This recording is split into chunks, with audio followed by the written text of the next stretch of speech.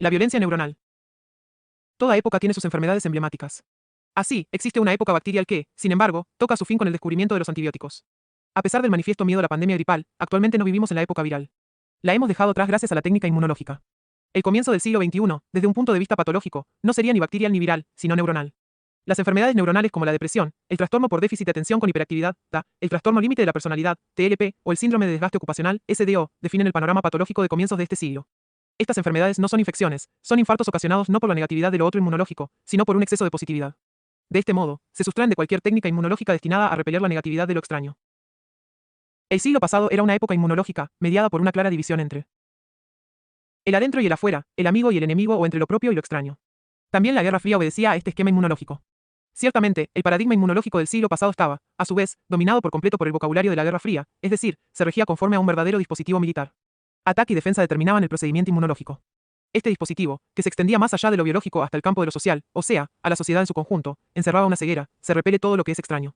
El objeto de la resistencia inmunológica es la extrañeza como tal. Aun cuando el extraño no tenga ninguna intención hostil, incluso cuando de él no parta ningún peligro, será eliminado a causa de su otredad. En los últimos tiempos, han surgido diversos discursos sociales que se sirven de manera explícita de modelos explicativos procedentes del campo inmunológico. Sin embargo, no cabe interpretar el hecho de que el discurso inmunológico esté en boga como indicio de que la sociedad de hoy esté, más que nunca, organizada inmunológicamente.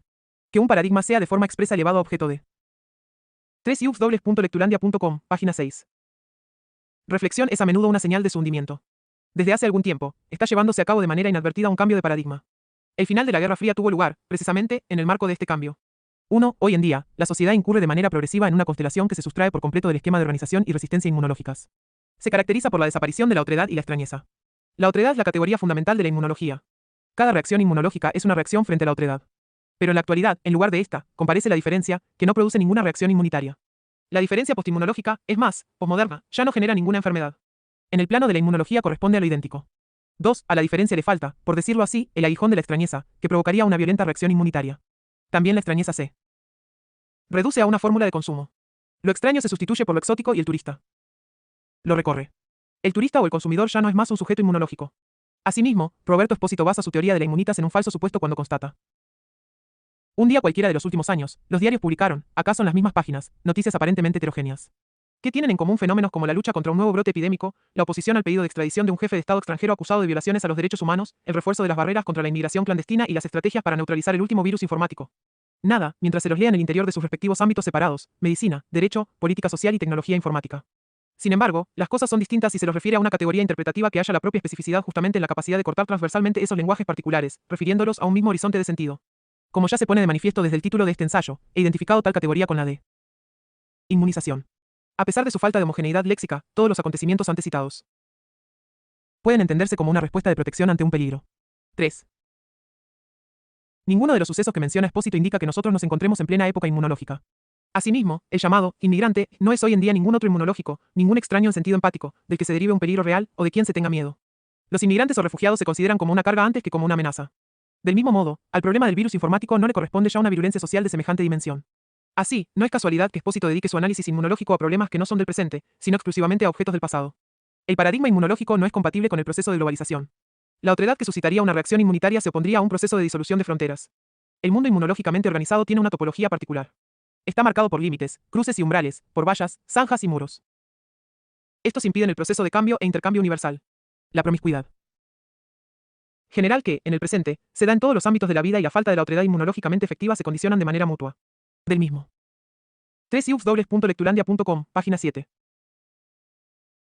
Modo, la hibridación que domina no solo el actual discurso teórico-cultural, sino también el estado de ánimo de la actualidad en cuanto tal es diametralmente opuesta a la inmunización. La hiperestesia inmunológica no permitiría ninguna hibridación. La dialéctica de la negatividad constituye el rasgo fundamental de la inmunidad. Lo otro inmunológico es lo negativo que penetra en lo propio y trata de negarlo. Lo propio perece ante la negatividad de lo otro si a su vez no es capaz de negarla. La autoafirmación inmunológica de lo propio se realiza, por tanto, como negación de la negación. Lo propio se afirma en lo otro negando su negatividad. También la profilaxis inmunológica, es decir, la vacunación, sigue la dialéctica de la negatividad. En lo propio se insertan solo fragmentos de lo otro a fin de provocar la reacción inmunitaria. La negación de la negación se realiza en este caso sin peligro de muerte. Porque la resistencia inmunológica no se ve confrontada con lo otro en cuanto tal. C. Ejerce voluntariamente una pequeña autoviolencia para protegerse de una violencia mucho mayor, que sería mortal. La desaparición de la otredad significa que vivimos en un tiempo pobre de negatividad. Ciertamente, las enfermedades neuronales del siglo XXI siguen a su vez una dialéctica, pero no de la negatividad, sino de la positividad. Consisten en estados patológicos atribuibles a un exceso de positividad. La violencia parte no solo de la negatividad, sino también de la positividad, no únicamente de lo otro o de lo extraño, sino también de lo idéntico. Por lo visto, es a esta violencia de la positividad a la que se refiere Baudrillard cuando escribe, el que vive por lo mismo perecerá por lo mismo. 4. Habla, asimismo, de la obesidad de los sistemas del presente, de los sistemas de información, comunicación y producción. No hay reacción inmunitaria al obeso. Baudrillard, sin embargo, describe, y en ello consiste la debilidad de su teoría, el totalitarismo de lo idéntico.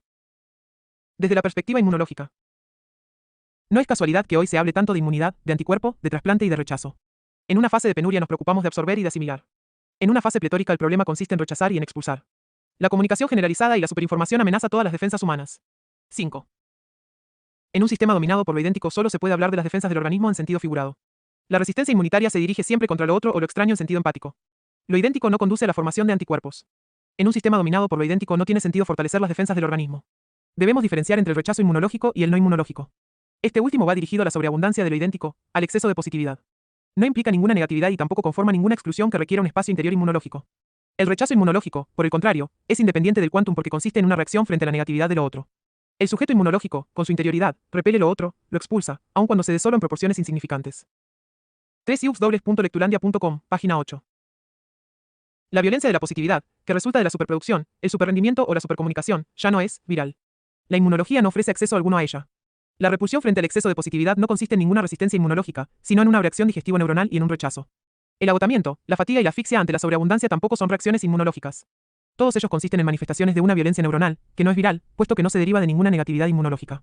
Por eso, la teoría baudrillardesca sobre la violencia carece de claridad argumentativa, puesto que intenta describir la violencia de la positividad, o mejor dicho, de lo idéntico, que no implica ninguna otra edad, desde claves inmunológicas.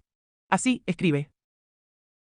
Se opone a una forma propiamente contemporánea de violencia, más sutil que la de la agresión, es la violencia de la disuasión, de la pacificación, de la neutralización, del control, la violencia suave del exterminio.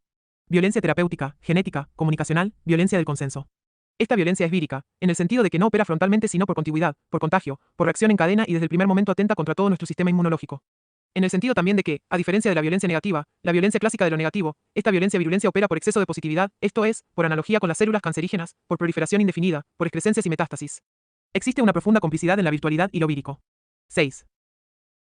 Según la genealogía baudrillardesca de la enemistad, el enemigo aparece en la primera fase como un lobo. Es un enemigo externo, que ataca y contra el cual uno se defiende construyendo fortificaciones y murallas. 7. En la siguiente fase, el enemigo adopta la forma de una rata.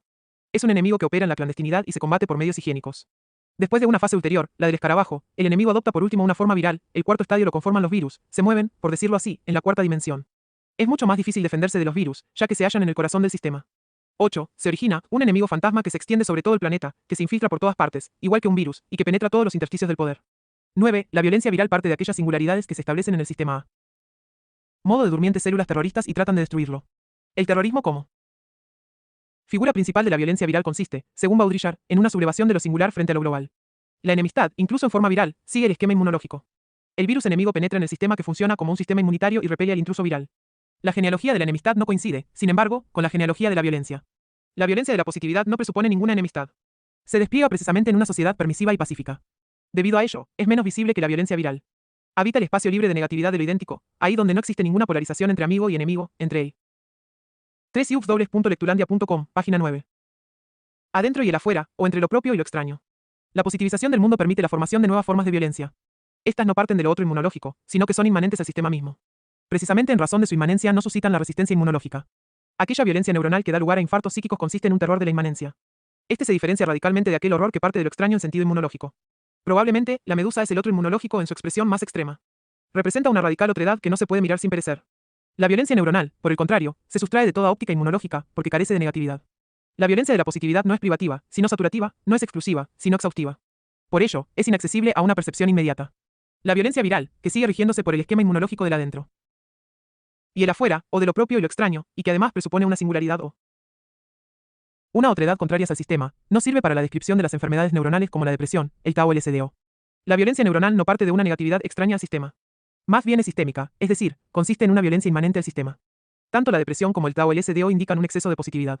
Este último significa el colapso del yo que se funde por un sobrecalentamiento que tiene su origen en la sobreabundancia de lo idéntico. El hiper de la hiperactividad no es ninguna categoría inmunológica. Representa sencillamente una masificación de la positividad. 3iux.lectulandia.com, página 10. Más allá de la sociedad disciplinaria. La sociedad disciplinaria de Foucault, que consta de hospitales, psiquiátricos, cárceles, cuarteles y fábricas, ya no se corresponde con la sociedad de hoy en día. En su lugar se ha establecido desde hace tiempo otra completamente diferente, a saber, una sociedad de gimnasios, torres de oficinas, bancos, aviones, grandes centros comerciales y laboratorios genéticos. La sociedad del siglo XXI ya no es disciplinaria, sino una sociedad de rendimiento. Tampoco sus habitantes se llaman ya sujetos de obediencia, sino sujetos de rendimiento. Estos sujetos son emprendedores de sí mismos. Aquellos muros de las instituciones disciplinarias, que delimitan el espacio entre lo normal y lo anormal, tienen un efecto arcaico. El análisis de Foucault sobre el poder no es capaz de describir los cambios psíquicos y topológicos que han surgido con la transformación de la sociedad disciplinaria en la de rendimiento. Tampoco el término frecuente, sociedad de control, hace justicia a esa transformación. Aún contiene demasiada negatividad. La sociedad disciplinaria es una sociedad de la negatividad. La define la negatividad de la prohibición. El verbo modal negativo que la caracteriza es el no poder, 10, nicht dürfen. Incluso al deber, 11, sollen, le es inherente una negatividad, la de la obligación. La sociedad de rendimiento se desprende progresivamente de la negatividad. Justo la creciente desregularización acaba con ella. La sociedad de rendimiento se caracteriza por el verbo modal positivo poder, 12, können, sin límites. Su plural afirmativo y colectivo, yes, we can, expresa precisamente su carácter de positividad. Los proyectos, las iniciativas y la motivación reemplazan la prohibición, el mandato y la ley. A la sociedad disciplinaria todavía la rige el no. Su negatividad genera locos y criminales. La sociedad de rendimiento, por el contrario, produce depresivos y fracasados. El cambio de paradigma de una sociedad disciplinaria a una sociedad de rendimiento denota una continuidad en un nivel determinado. Según parece, al inconsciente social le es inherente el afán de maximizar la producción. A partir de cierto punto de productividad, la técnica disciplinaria, es decir, el esquema negativo. 3ux.lectulandia.com, página 11. De la prohibición, alcanza de pronto su límite. Con el fin de aumentar la productividad se sustituye el paradigma disciplinario por el de rendimiento, por el esquema positivo del poder hacer, con pues a partir de un nivel determinado de producción, la negatividad de la prohibición tiene un efecto bloqueante e impide un crecimiento ulterior. La positividad del poder es mucho más eficiente que la negatividad del deber. De este modo, el inconsciente social pasa del deber al poder. El sujeto de rendimiento es más rápido y más productivo que el de obediencia. Sin embargo, el poder no anula el deber. El sujeto de rendimiento sigue disciplinado. Ya ha pasado por la fase disciplinaria. El poder eleva el nivel de productividad obtenida por la técnica disciplinaria, esto es, por el imperativo del deber. En relación con el incremento de productividad no se da ninguna ruptura entre el deber y el poder, sino una continuidad. Alan Ehrenberg sitúa la depresión en el paso de la sociedad disciplinaria a la sociedad de rendimiento. El éxito de la depresión comienza en el instante en el que el modelo disciplinario de gestión de la conducta, que, de forma autoritaria y prohibitiva, otorgó sus respectivos papeles tanto a las clases sociales como a los dos sexos, es abandonado a favor de una norma que induce al individuo a la iniciativa personal, que lo obliga a devenir el mismo. El deprimido no está a la altura, está cansado del esfuerzo de devenir el mismo. 13. De manera discutible, Alan Ehrenberg aborda la depresión solo desde la perspectiva de la economía del sí mismo, selbst. Según él, el imperativo social de pertenecerse solo a sí mismo causa depresiones. Ehrenberg considera la depresión como la expresión patológica del fracaso del hombre tardomoderno de devenir el mismo. Pero también la carencia de vínculos, propia de la progresiva fragmentación y atomización social, conduce a la depresión. Sin embargo, Ehrenberg no plantea este aspecto de la depresión, es más, pasa por alto a sí mismo la violencia sistémica inherente a la sociedad de rendimiento, que da origen a infartos psíquicos. Lo que provoca la depresión por agotamiento no es el imperativo de pertenecer solo a sí mismo, sino la presión por el rendimiento. Visto así, el síndrome de desgaste ocupacional no pone de manifiesto un sí mismo agotado, sino más bien un alma agotada, quemada. Según Ehrenberg, la depresión se despliega allí donde el mandato y la prohibición de la sociedad disciplinaria ceden ante la responsabilidad propia y las iniciativas. En realidad, lo que enferma no es el exceso de responsabilidad e iniciativa, sino el imperativo del rendimiento, como nuevo mandato de la sociedad del trabajo tardomoderna. Alan Ehrenberg equipara de manera equívoca el tipo de ser humano contemporáneo con el hombre soberano de Nietzsche, el individuo soberano, semejante a sí mismo, cuya venida anunciaba Nietzsche, está a punto de convertirse en una realidad de masa. Nada hay por encima del que pueda indicarle quién debe ser, porque se considera el único dueño de sí mismo. 14. Precisamente Nietzsche. 3ux.lectulandia.com, página 12. Diría que aquel tipo de ser humano que está a punto de convertirse en una realidad de masa ya no es ningún superhombre soberano, sino el último hombre que tan solo trabaja. 15. Al nuevo tipo de hombre, indefenso y desprotegido frente al exceso de positividad, le falta toda soberanía. El hombre depresivo es aquel animal laborans que se explota a sí mismo, a saber, voluntariamente, sin coacción externa. Él es, al mismo tiempo, verdugo y víctima. El sí mismo en sentido empático es todavía una categoría inmunológica. La depresión se sustrae, sin embargo, de todo sistema inmunológico y se desata en el momento en el que el sujeto de rendimiento ya no puede poder más. Al principio, la depresión consiste en un cansancio del crear y del poder hacer. El lamento del individuo depresivo, nada es posible, solamente puede manifestarse dentro de una sociedad que cree que nada es imposible. No poder más conduce a un destructivo reproche de sí mismo y a la autoagresión. El sujeto de rendimiento se encuentra en guerra consigo mismo y el depresivo es él. Inválido de esta guerra interiorizada. La depresión es la enfermedad de una sociedad que sufre bajo el exceso de positividad. Refleja aquella humanidad que dirige la guerra contra sí misma. El sujeto de rendimiento está libre de un dominio externo que lo obligue a trabajar o incluso lo explote. Es dueño y soberano de sí mismo. De esta manera, no está sometido a nadie, mejor dicho, solo a sí mismo. En este sentido, se diferencia del sujeto de obediencia. La supresión de un dominio externo no conduce hacia la libertad, más bien hace que libertad y coacción coincidan. Así, el sujeto de rendimiento se abandona a la libertad obligada o a la libre obligación de maximizar el rendimiento. 16. El exceso de trabajo y rendimiento se agudiza y se convierte en autoexplotación. Esta es mucho más eficaz que la explotación por otros, pues va acompañada de un sentimiento de libertad. El explotador es al mismo tiempo el explotado. Víctima y verdugo ya no pueden diferenciarse. Esta autorreferencialidad genera una libertad paradójica, que, a causa de las estructuras de obligación inmanentes a ella, se convierte en violencia. Las enfermedades psíquicas de la sociedad de rendimiento constituyen precisamente las manifestaciones patológicas de esta libertad paradójica. 3iups.lectulandia.com, página 13. El aburrimiento profundo. El exceso de positividad se manifiesta, asimismo, como un exceso de estímulos, informaciones e impulsos.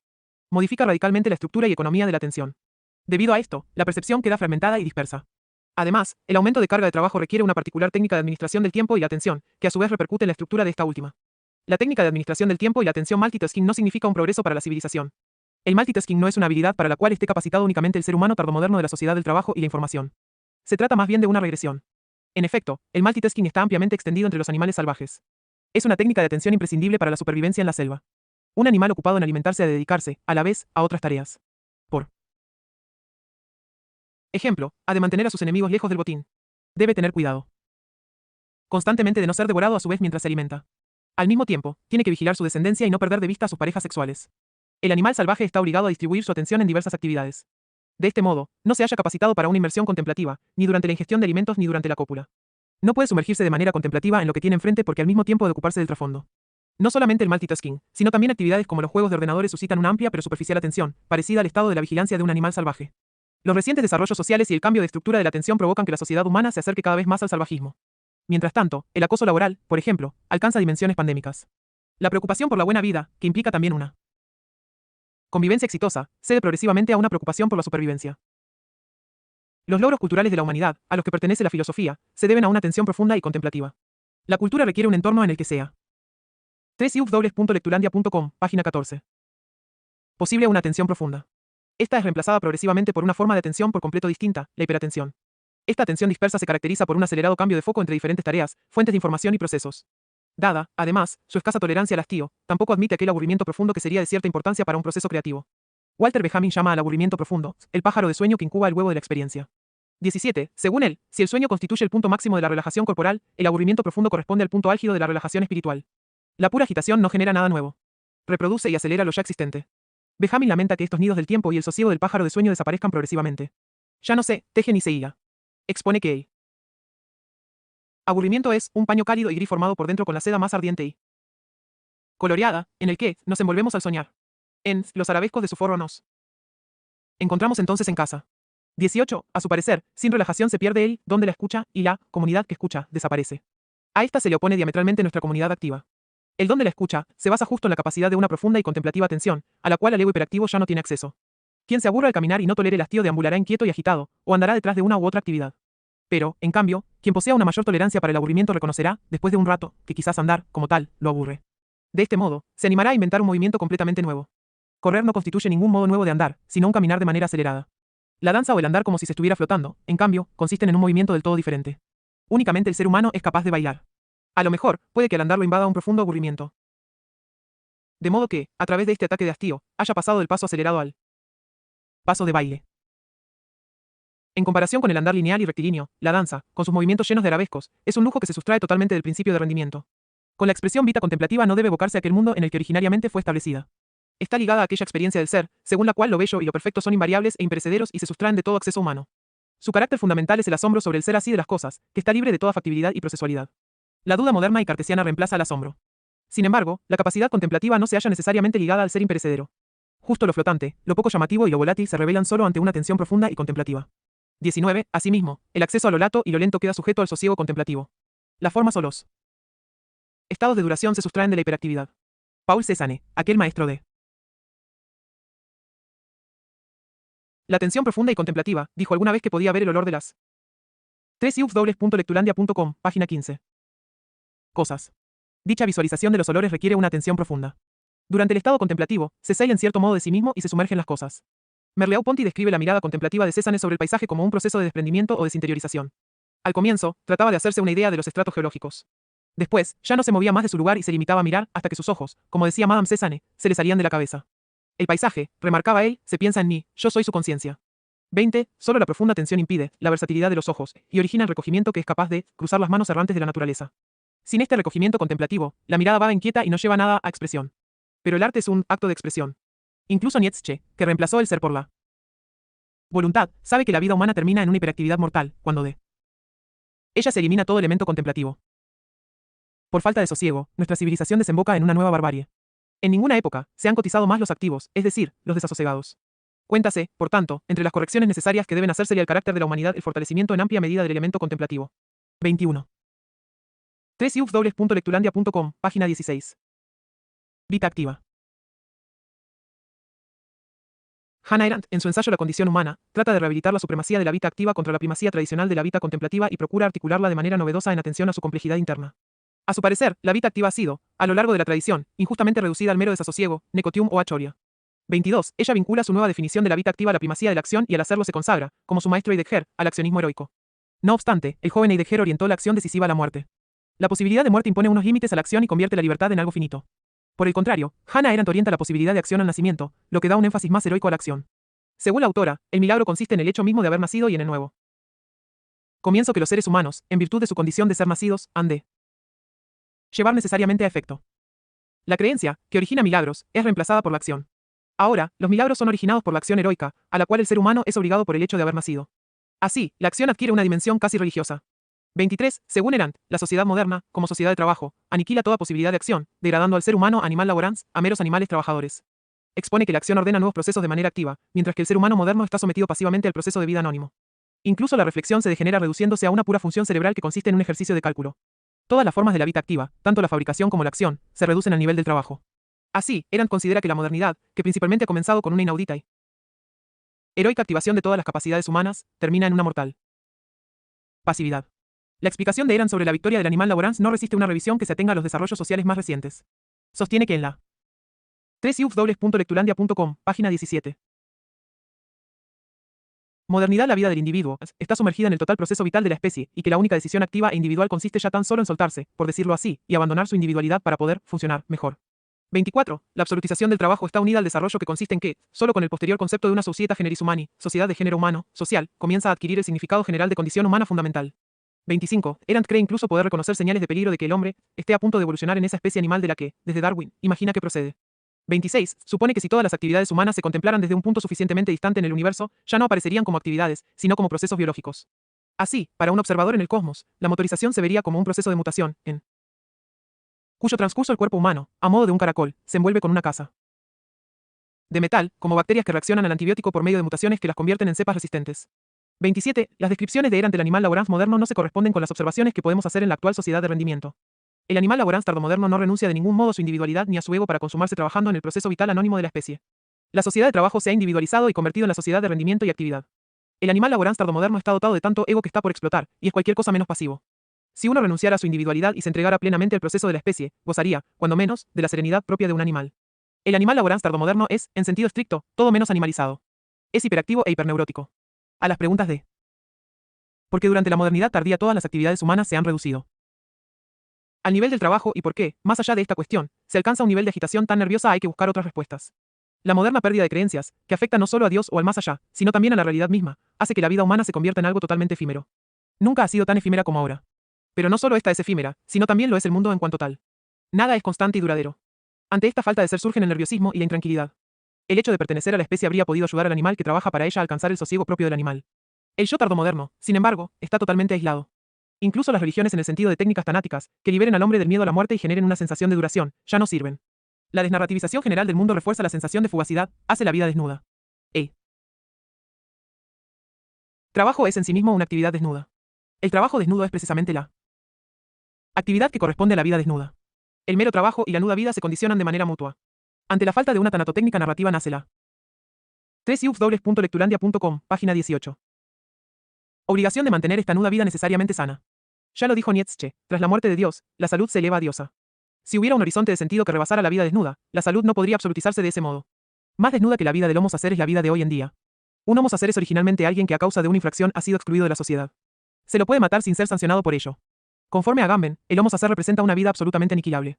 Como Minisacri describe también a los judíos en un campo de concentración, a los presos en Guantánamo, a los sin papeles, a los asilados que en un espacio sin ley esperan su expulsión, o incluso a los enfermos que yacen vegetantes enchufados a los aparatos de la unidad de cuidados intensivos. Si la sociedad de rendimiento tardomoderna nos reduce a todos a la vida desnuda, entonces no solamente los seres humanos al margen de la sociedad o que se hallan en estado de excepción, es decir, no solo los excluidos, sino todos nosotros somos hominisacri, sin excepción. No obstante, estos hominisacri tienen la particularidad de no ser absolutamente aniquilables, sino absolutamente inaniquilables. Son, en cierto modo, muertos vivientes. Aquí, el término sacer no tiene el significado de maldito, sino de sagrado. Ahora, la nuda vida es en sí misma sagrada, de modo que ha de conservarse a toda costa. A la vida desnuda, convertida en algo totalmente efímero, se reacciona justo con mecanismos como la hiperactividad, la histeria del trabajo y la producción. También la actual aceleración está ligada a esa falta de ser. La sociedad de trabajo y rendimiento no es ninguna sociedad libre. Produce nuevas obligaciones.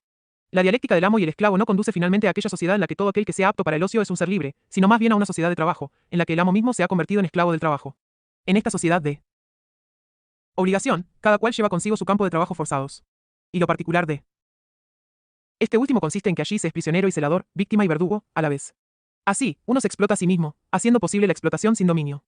Los seres humanos que padecen depresión, TLP o SDO desarrollan síntomas patentes también en los llamados muselmaner de los campos de concentración. Los muselmaner son los reclusos debilitados y távidos que, como las personas que sufren una depresión aguda, se han vuelto totalmente apáticos y ya no son capaces ni de diferenciar entre el frío físico y la orden del celador. No podemos sustraernos de la sospecha de que el animal laborans tardomoderno afectado por trastornos neuronales correspondería al musulmán, con la diferencia, en todo caso, de que al contrario de este último está bien nutrido y no en pocas ocasiones obeso. El último capítulo de la condición humana de Hannah Arendt trata de la victoria del animal laborans. Frente a este desarrollo social, Arendt no ofrece ninguna alternativa efectiva. Tan solo constata con resignación que la capacidad de acción queda reservada ahora a pocos. Entonces, en las últimas páginas de su libro, hace un llamamiento directo al pensamiento. Según la filósofa, este es el menos perjudicado. 3lectulandia.com, página 19. De aquel desarrollo social negativo. Aunque el futuro del mundo dependa del poder de los hombres en acción y no del pensamiento, este, no obstante, no será irrelevante para el futuro del ser humano, puesto que es la más activa de las actividades de la vida activa y supera a todas las demás en su puro ser activo. De esta manera, Hannah Arendt concluye su libro con las siguientes palabras. Quien tiene cualquier experiencia en esta materia sabe la razón que asistía a Catón cuando dijo, Numam se plusashira quam nil kumajeret, numam minus olumesi quam cum soula seset, nunca está nadie más activo que cuando no hace nada, nunca está menos solo que cuando está consigo mismo. Estas líneas finales parecen un recurso de emergencia. ¿Qué puede hacer este pensamiento puro, en el cual, la experiencia de ser activo, se pronuncia de la manera más pura? Pues precisamente el énfasis de ser activo tiene mucho en común con la hiperactividad y la histeria del sujeto de rendimiento tardomoderno. También la cita de Catón, con la que Hannah Arendt concluye su libro, parece un tanto impropia, puesto que a ella remite originariamente Cicerón en su Tratado de República. En el pasaje citado por Arendt, Cicerón incita a sus lectores a apartarse del foro y del jaleo de la multitud y retirarse a la soledad de una vida contemplativa. Así, enseguida después de haber citado a Catón, Cicerón elogia propiamente la vida contemplativa. Según él, la vida contemplativa, y no la vida activa, convierte al hombre en aquello que en un principio debe ser.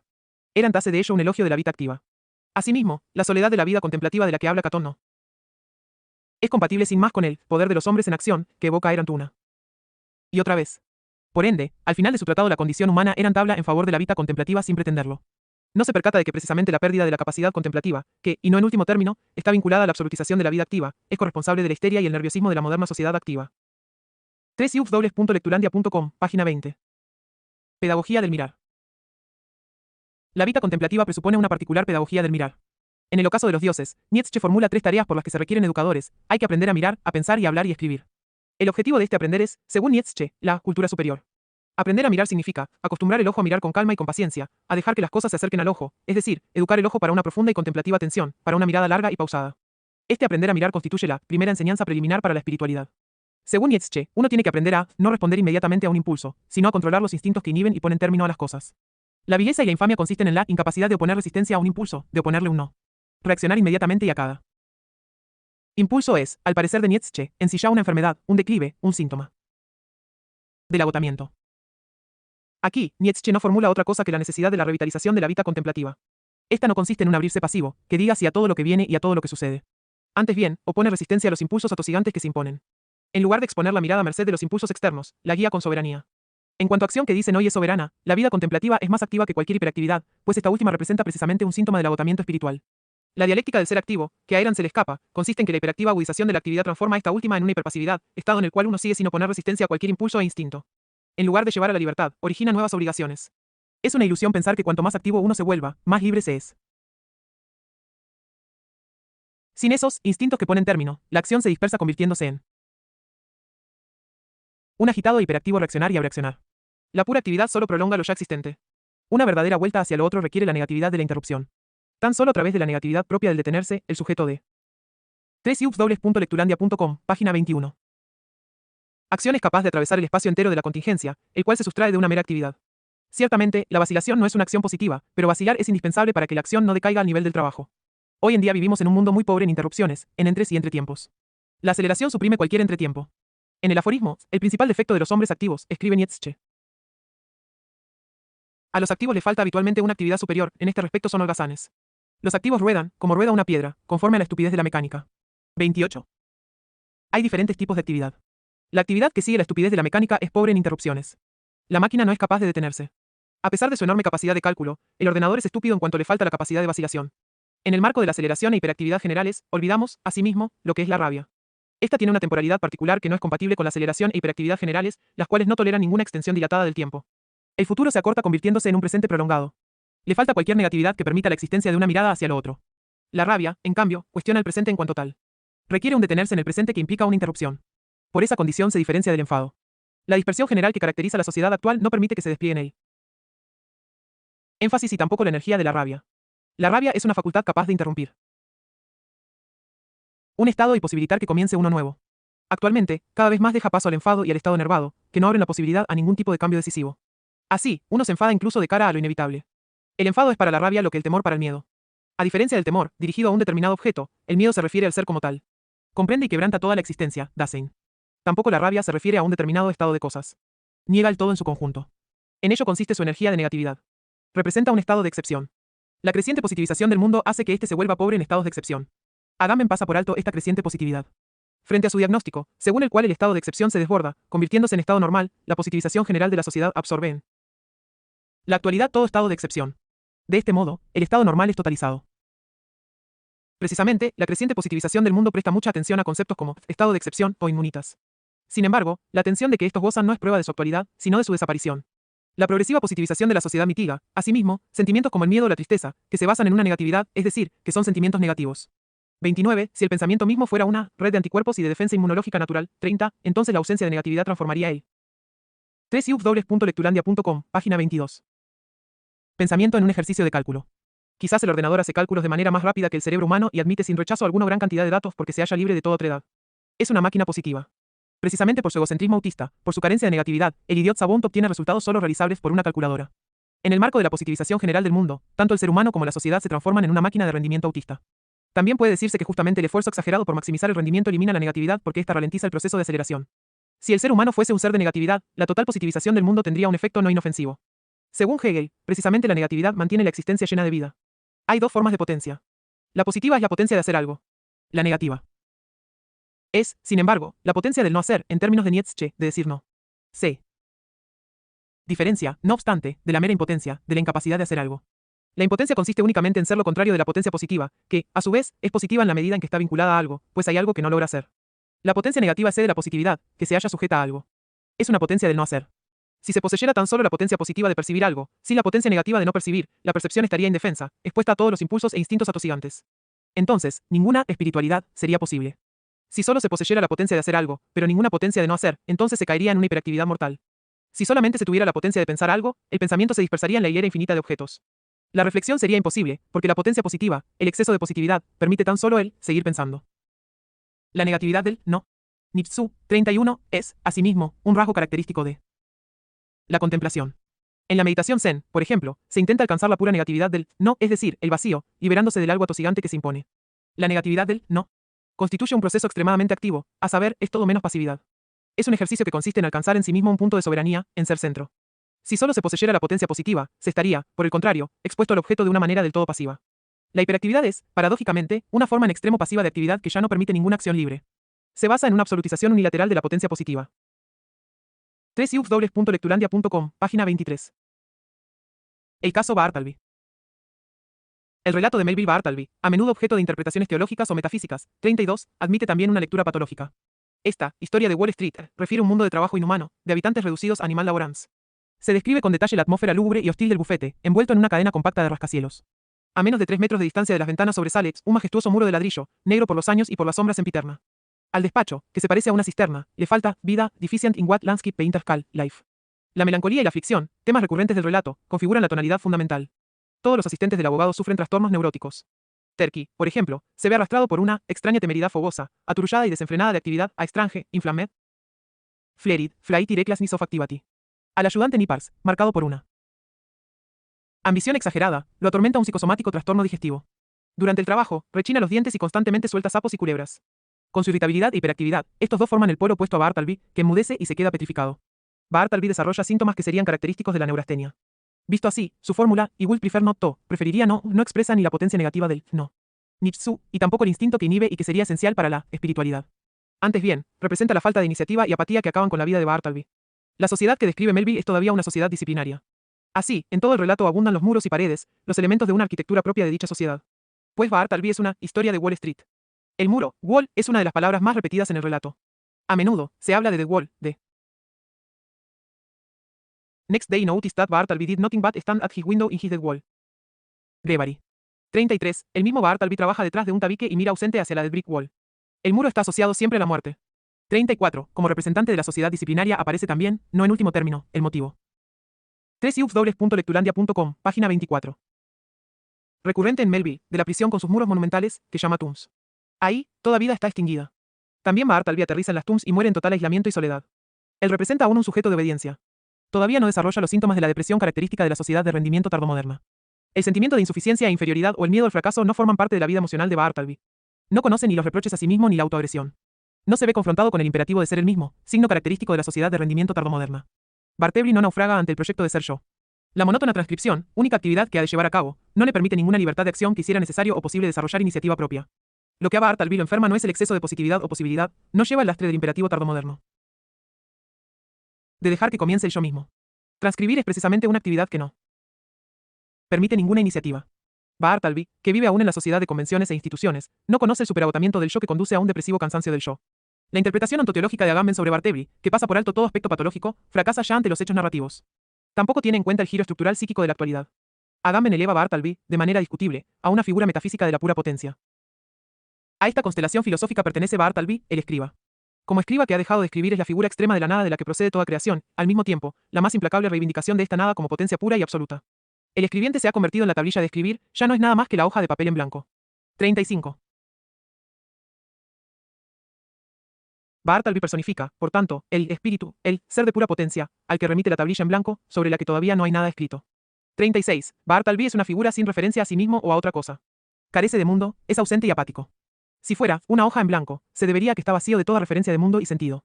Ya los ojos turbios y cansados de Bartleby, Dimais, hablan en contra de la pureza de la potencia divina, que él presuntamente personifica. Tampoco resulta muy convincente la afirmación de Agamben según la cual Bartleby, debido a su obstinada negación a escribir, persevera en la potencia del poder escribir, y que su radical renuncia al querer denota una potencia absoluta. La negación de Bartleby es, por tanto, notificadora, querigmática. Él personifica el puro, ser sin predicado alguno. Agamben hace de Bartleby un mensajero angelical, un ángel de anunciación, la cual, sin embargo, no afirma nada de nada. 37. Pero Agamben pasa por alto que Bartleby rechaza cualquier recado de mensajería. Eran. Así, Bartleby se niega rotundamente a ir a correos. Bartleby said he her not is away, just step round to the post office, won't you? Y would prefer not to. 38. Como es sabido, la historia termina con el curioso epílogo de que 3ux.lectulandia.com, página 25. Bartleby ha trabajado temporalmente de empleado en el departamento de envío de cartas muertas, es decir, cartas para destinatarios ignotos, del letter office, del letters, does it not sound like dead men? Cansiva man by nature and mi fortune prounto a pali hope plasnis. Can any business in more fitted to haitan y tan that of continually handling tese the letters and assorting them for the flames. 39. Lleno de dudas exclama el abogado. Onerance of life, tese letters speak to death. 40. La existencia de Bartleby es un negativo ser para la muerte. Con esta negatividad no va conforme la interpretación ontoteológica de Agamben, que eleva a Bartleby a anunciador de una segunda creación, de una descreación, que disuelve el límite entre lo que ha sido y lo que no ha sido, entre el ser y la nada.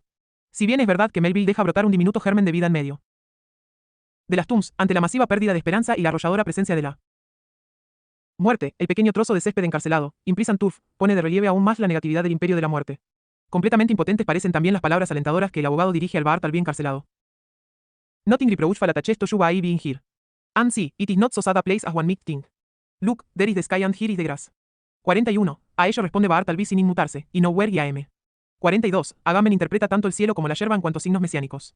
El pequeño trozo de césped como único signo de vida en medio del imperio de la muerte acentúa tan solo el vacío sin esperanza. Onerance of life, tese letters speak to death. 43. Es el mensaje central del relato. Todos los esfuerzos por la vida conducen a la muerte. Un ser más falto de ilusión es, en cambio, el artista del hambre de Kafka. Su muerte, de la que nadie se percata, significa un gran alivio para todos los implicados, un restablecimiento, hasta para el más obtuso de los sentidos. Su muerte abre paso a la llegada de la pantera joven, que personifica la plácida alegría de vivir. La comida que le gustaba traía en cela sin largas cavilaciones sus guardianes. Ni siquiera parecía añorar la libertad. Aquel noble cuerpo, provisto de todo lo necesario para desgarrar lo que se le pusiera por delante, parecía llevar consigo la propia libertad, parecía estar escondida en cualquier rincón de su dentadura. Y la alegría de vivir brotaba con tan fuerte ardor de sus fauces que a los espectadores no les era fácil poder hacerle frente. Pero se sobreponían a su temor, se apretaban contra la jaula y en modo alguno querían apartarse de allí. 44. Al artista del hambre, sin embargo, tan solo la negatividad de la negación le da la sensación de libertad, una libertad que es igual de ilusoria que aquella que la pantera guarda, en cualquier rincón de su dentadura. A Bartleby se le une M.R. Catlitz, el señor Chuleta, que tiene aspecto de un trozo de carne. M.R. Catlitz elogia exaltado el lugar e intenta seducir a Bartleby para que coma. Ope you find it pleasant here, sir, spacious grounds, cool apartments, sir, ope you stay with us sometime, try to make it agreeable. My M.R.S. Catlitz and y ave de pleasure of your company to. 3ufw.lectulandia.com, página 26. Dinar, sir, in M.R.S. Catlitz, private room. 45. Casi irónicas suenan las palabras del abogado con las que, tras la muerte de Bartleby, responde el sorprendido M.R. Catlitz, Es asleep, ain't sick, With kings and counselors, Mermardy. 46. El relato no se abre a la esperanza mesiánica. Con la muerte de Bartleby cae precisamente la última columna del templo desmoronado. Él se hunde como un barco naufragado en medio del Atlántico. La fórmula de Bartleby, y will prefer not to, se sustrae de toda interpretación cristológico-mesiánica. Esta, historia de Wall Street, no es ninguna historia de la descreación, sino una historia del agotamiento. La exclamación con la que concluye el relato es al mismo tiempo lamento y acusación, o Bartleby, o humanidad. 3ufw.lectulandia.com, página 27. La sociedad del cansancio. El cansancio tiene un gran corazón. Maurice Blanchot. La sociedad de rendimiento, como sociedad activa, está convirtiéndose paulatinamente en una sociedad de dopaje. Entretanto, el neuroenhancement reemplaza a la expresión negativa, dopaje cerebral. El dopaje en cierto modo hace posible un rendimiento sin rendimiento. Mientras tanto, incluso científicos serios argumentan que es prácticamente una irresponsabilidad no hacer uso de tales sustancias. Un cirujano que, con ayuda de nootrópicos, opere mucho más concentrado, cometerá menos errores y salvará más vidas. Incluso un uso general de drogas inteligentes, según ellos, no supone ningún problema. Solo hay que establecer cierta equidad, de manera que estén a disposición de todos. Si el dopaje estuviera permitido también en el deporte, este se convertiría en una competición farmacéutica. Sin embargo, la mera prohibición no impide la tendencia de que ahora no solo el cuerpo, sino el ser humano en su conjunto se convierta en una máquina de rendimiento, cuyo objetivo consiste en el funcionamiento sin alteraciones y en la maximización del rendimiento. El dopaje solo es una consecuencia de este desarrollo, en el que la vitalidad misma, un fenómeno altamente complejo, se reduce a la mera función y al rendimiento vitales. El reverso de este proceso estriba en que la sociedad de rendimiento y actividad produce un cansancio y un agotamiento excesivos. Estos estados psíquicos son precisamente característicos de un mundo que es pobre en negatividad y que, en su lugar, está dominado por un exceso de positividad. No se trata de reacciones inmunológicas que requieran una negatividad de lo otro inmunológico. Antes bien, son fruto de una sobreabundancia de positividad. El exceso del aumento de rendimiento provoca el infarto del alma. El cansancio de la sociedad de rendimiento es un cansancio a solas, Ashane Mudicate, que aísla y divide. Corresponde al cansancio que Hanke, en él. 3ufw.lectulandia.com, página 28. Ensayo sobre el cansancio, 47, denomina el cansancio que separa, los dos estábamos cayendo ya, cada uno por su lado, cada uno a su cansancio más propio y particular, no al nuestro, sino al mío de aquí y al tuyo de allá. Este cansancio que separa atormenta, con la incapacidad de mirar y con la mudez. Solamente el yo llena por completo el campo visual. No, no le hubiera podido decir, estoy cansado de ti, ni siquiera un simple cansado. Lo que como grito común, tal vez nos hubiera podido liberar de nuestros infiernos particulares, estos cansancios nos quemaban la capacidad de hablar, el alma. Estos cansancios son violencia, porque destruyen toda comunidad, toda cercanía, incluso el mismo lenguaje. Aquel tipo de cansancio, sin habla, como tenía que seguir siendo, forzaba la violencia. Esta tal vez se manifestaba solo en la mirada que deformaba al otro. Hanke contrapone el cansancio elocuente, capaz de mirar y reconciliar, al cansancio sin habla, sin mirada y que separa. El cansancio como un más del yo aminorado, abre un entre, al aflojar el constreñimiento del yo. No solamente veo lo otro, sino que también lo soy, y lo otro es al mismo tiempo yo. El entre es un espacio de amistad como indiferencia, donde nadie ni nada domina o siquiera tiene preponderancia sobre los demás. Cuando el yo se aminora, la gravedad del ser se desplaza del yo al mundo. Se trata de un cansancio que da confianza en el mundo, mientras que el cansancio del yo en cuanto cansancio a solas es un cansancio sin mundo, que aniquila al mundo. Este abre el yo y lo convierte en algo permeable para el mundo. Restaura la dualidad, completamente arruinada por el cansancio a solas. Uno ve y es visto. Uno toca y es tocado, un cansancio en cuanto a volverse accesible, es más, como consumación del hecho de ser tocado y poder tocar a su vez. Es ese cansancio que hace posible que uno se detenga y se demore. La minoración del yo se manifiesta como un aumento de mundo, el cansancio era mi amigo. Yo volvía a estar ahí, en el mundo. Hanke recoge en este cansancio fundamental todas esas formas de la existencia y del estar con que, en el transcurso de la absolutización del ser activo, desaparecen por completo. El cansancio fundamental es cualquier cosa menos un estado de agotamiento en el que uno se siente incapaz de hacer algo. Más bien, se considera una facultad especial. El cansancio fundamental inspira. Deja que surja el espíritu. La inspiración del cansancio se refiere al no hacer una oda de Píndaro a un cansado en lugar de a un vencedor. A la comunidad de Pentecostés. Recibiendo el Espíritu Santo, a todos los apóstoles, me la imagino cansada. La inspiración del cansado dice menos lo que hay que hacer que lo que hay que dejar. El cansancio permite al hombre un sosiego especial, un no hacer sosegado. No consiste en un estado en que se agoten todos los sentidos. En el despierta, más bien, una visibilidad especial. Así, Hanki habla de un cansancio despierto. Permite el acceso a una atención totalmente diferente, de formas lentas y duraderas que se. 3 página 29. Sustraen de la rápida y breve hiperatención. El cansancio articulaba la maraña habitual, gracias al ritmo del cansancio, en beneficio de la forma, hasta donde alcanzaban los ojos. Cada forma es lenta. Cada forma es un rodeo. La economía de la eficiencia y de la aceleración la conducen a la desaparición. Hanki eleva el cansancio profundo incluso a una forma de salvación, esto es, a una forma de rejuvenecimiento. El cansancio devuelve el asombro al mundo. Ulises, cansado, ganó el amor de Nausicaa. El cansancio te rejuvenece, te da una juventud que nunca has tenido. Todo en la calma del cansancio se hace sorprendente. A la mano que trabaja y coge Hanki le contrapone la mano juguetona, que ya no coge de manera decidida, y todas las noches, aquí, en Linares he estado contemplando cómo se iban cansando los muchachos, ningún afán ya, las manos no cogen nada, tan solo juegan. El cansancio profundo afloja la atadura de la identidad. Las cosas brillan, relucen y vibran en sus cantos. Se vuelven más imprecisas, más permeables y acaso pierden algo en determinación. Esta especial indiferencia les concede un aura de la cordialidad. Se suprime la rígida delimitación que divide a unos de otros. La cosa en este cansancio fundamental no aparece nunca sola para sí, sino siempre junto con otras, y aunque solo pocas cosas, al fin y al cabo todo está junto. Este cansancio funda una profunda cordialidad y hace posible la concepción de una comunidad que no precise pertenencia ni parentesco. Los hombres y las cosas se muestran unidos por un cordial ti. Hanki ve esta colectividad singular, esta colectividad de singularidades modelada en un bodegón holandés, tengo para él, todo en uno, una imagen, aquellas naturalezas muertas, generalmente holandesas y del siglo XVII, en las que aparecen flores, en estas, de forma que parecen seres vivos, hay un escarabajo, aquí un caracol, allí una abeja, allí una mariposa, y, aunque quizás ninguno de ellos tiene idea de la presencia del otro, en este momento, están todos juntos. El cansancio de Hanki no es ningún cansancio del yo, no es ningún cansancio del yo agotado, sino que lo llama un cansancio de nosotros. En este caso, yo no estoy cansado de ti, sino, como dice Hanki, te estoy cansado. De este modo estábamos sentados, recuerdo que siempre fuera, al sol de las primeras horas de la tarde, y, hablando callados, disfrutábamos del cansancio común. Una nube de cansancio, un cansancio etéreo nos unía entonces. El cansancio del agotamiento es un cansancio de la potencia positiva. Incapacita para hacer algo. El cansancio que inspira es un cansancio de la potencia negativa, esto es, del no. Nitsu. También el Sabbat, que originariamente significa finalizar con, es un día del no, un día libre de todo para que, UMSU, dicho con Heidegger, de todo cuidado. Se trata de un entretiempo. Dios, después de la creación, declaró el séptimo día sagrado. Sagrado no es, por tanto, el día del para. ¿Qué, sino el del no, un día en el que se hace posible el uso de lo inutilizable? Es el día del cansancio. El entretiempo es un tiempo sin trabajo, un tiempo de juego, que se diferencia a sí mismo del tiempo de Heidegger, que esencialmente es un tiempo. 3 página 30. De cuidado y trabajo. Hanki describe este entretiempo como un tiempo de paz. El cansancio desarma. En la larga y pausada mirada del cansado, la determinación deja paso a un sosiego. El entretiempo es un tiempo de la indiferencia como cordialidad. Estoy hablando aquí del cansancio en la paz, en el intervalo. Y en aquellas horas había paz. Y lo sorprendente es que allí mi cansancio parecía contribuir a aquella paz temporal, amansando, suavizando con su mirada cualquier intento de gesto de violencia, de pelea o siquiera de actuación poco cordial. Hanki esboza una inmanente religión del cansancio. El cansancio fundamental suprime el aislamiento ecológico y funda una comunidad que no necesita ningún parentesco. En ella despierta un compás especial, que conduce a una concordancia, una cercanía, una vecindad sin necesidad de vínculos familiares ni funcionales, un cierto cansado, a modo de otro Orfeo en torno al cual se unen los animales más feroces y al final pueden estar cansados con él. El cansancio les da el compás a los solitarios distraídos. 48. Aquella comunidad de Pentecostés que inspira el no hacer se opone a la sociedad activa. Hanki se la imagina, cansada sin excepción. Consiste en una sociedad de los cansados en sentido especial. Si la comunidad de Pentecostés fuera sinónimo de la sociedad futura, entonces la sociedad venidera podría denominarse sociedad del cansancio. 3 página 31.